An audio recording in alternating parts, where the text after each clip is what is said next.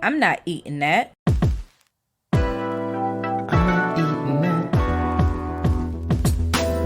Welcome back to another episode of Your Food Looks Funny.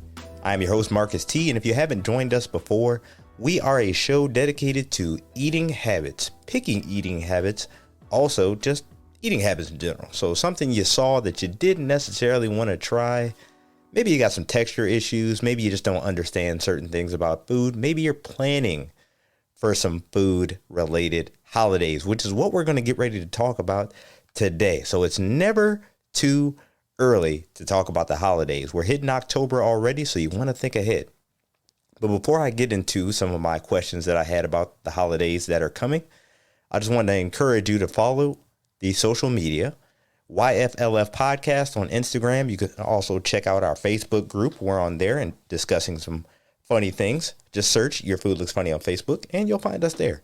Moving into today's topic, again, we're talking about the holidays. So right now we're in October as of the recording of this episode, and coming up are some major food related holidays. Thanksgiving, Christmas. If you want to throw in the Super Bowl, it's not too far away from there either. But I was thinking through a few questions when the holidays and that cold, crisp fall air just cut through me, and I realized it's some big food about to happen.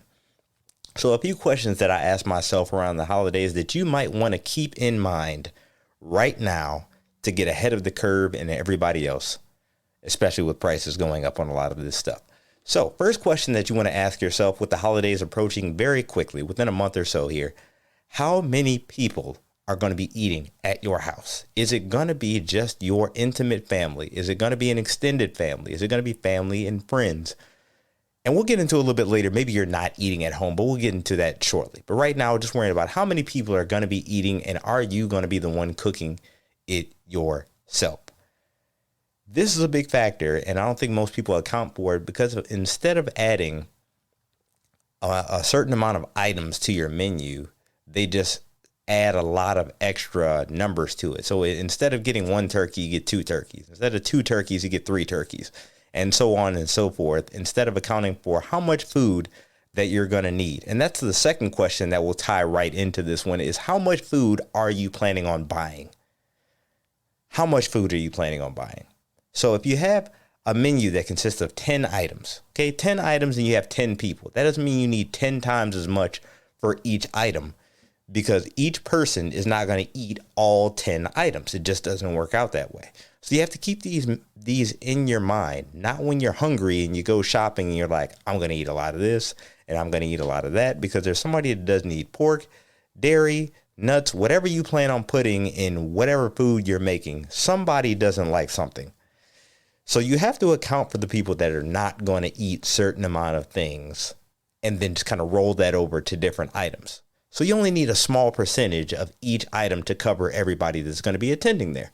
So that's going to be dictated by who you're going to actually have. So you know most of the time who you're eating with, if they're going to eat more, if they're going to eat less. So always keep that in mind when shopping for your food. That way you don't just throw away hundreds of dollars on holiday food and you didn't realize it. It just ends up going in the trash later. And with that being said, are you planning to have leftovers? How much of a margin of error are you planning on having here? And that's exactly what leftovers are. They're a margin of error. It's either calculated or non-calculated. So with calculated error for leftovers means you planned on having extra food that you were going to be eating for the rest of the weekend, or something else I'm getting ready to talk about. But are you planning on eating it throughout the rest of that weekend? Because for me, it gets really monotonous after a day or so of eating leftovers. So I usually have to skip a day. If we have Thanksgiving food that Thursday, then Friday I have to eat something else. I can't eat it again the next day. Maybe I'll have it Saturday. Maybe I'll have it Sunday. Maybe we'll incorporate some of the leftovers into a new meal. But as of the past couple of years, we've averted from having the same thing day after day. Even if it's 2 days in a row, it's too much. So here's a way to kind of adjust for that I've also thought of. So can it be saved for the next holiday? Just think about that for a second. The food that you have for Thanksgiving, how different is it from the food that you have for Christmas? The sides, the desserts, the entree for that matter. Sometimes you have ham for both. Maybe you have a roast for both. Maybe you have chicken for both. Whatever the case may be, there's probably something that you can carry over from one holiday to the next. And with that process, you can just freeze it. And I've talked about kitchen equipment here about a year ago on an episode 14, 15, somewhere in that range. So if you want to hear some essential kitchen equipment that can help you out with this process, go back and listen to that episode. But for this particular process of saving food from, say, Thanksgiving to Christmas, you got about a month gap in there. So you can't just leave it in the refrigerator most of the time.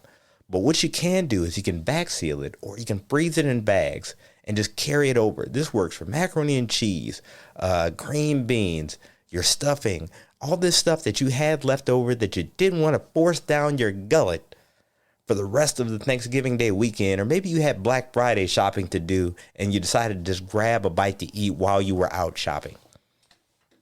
This is the time to save yourself some time moving forward into Christmas season and New Year's, whatever other holidays you want to carry this over to.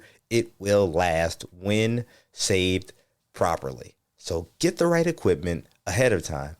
Get ready for your shopping season and save yourself some time by getting your food, freezing it between holidays. That way you can just carry it over to the next meal. And if you just want to do those calculated leftovers and cook a little bit extra just so you can have it ready for the next holiday season ahead of time, that's the perfect way to go. And dealing with a little bit more of what I said in there at the beginning, how many people are you going to have over at your house? It's not always about how many people are you going to have at your house. It's just how many people are you plan on catering to. And if you decide that you want to go out to eat, there's nothing wrong with this. I come from a community where cooking for the holidays is a big deal. It's a time to showcase family pride and your skills in the kitchen for feeding your family. But sometimes you just don't feel like it.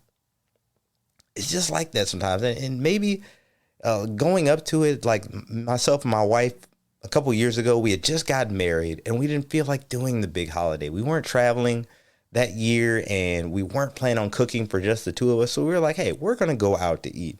And it took some convincing to kind of, get the point, or I don't know what I'm trying to say here. Again, I'm not an English major. Trying to get what we were trying to do here by going out to eat. But it saved us so much time. We didn't have to cook it. We didn't have to clean up. We didn't have leftovers, which was, sometimes you want that extra meal and you want to save the money, but the time that we saved, and the food was good. So picking the right place and going with the right people. We went out with a couple cousins, had a ball, made a reservation ahead of time. Maybe you don't want to do that for every holiday, but maybe you take one of them off. So that way you don't even have to worry about saving your leftovers for the next holiday. Just take Thanksgiving off. Take it off. I mean, we had a whole year where the world gave us a year off. Just take a year off from cooking. Take it off. Trust me, you'll thank yourself later. Taking 1 year off won't hurt. It'll save you a whole lot of time. So again, just want to make this a quick episode. Think about the holidays ahead of time. Get your money right. Get your turkey frozen. Remember to unthaw it beforehand. Don't wait until the day of. That's not a good look. That's not a good look. But make sure you check out the social medias, YFLF Podcast. Please leave us a review.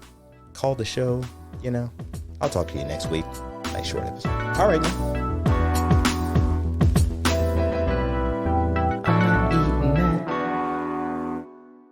Make sure you're following us on Apple Podcasts or wherever you listen to Your Food Looks Funny. And call or text or reach out to the show and let us know what you think at 419-77-PICKY or 419-777-4259.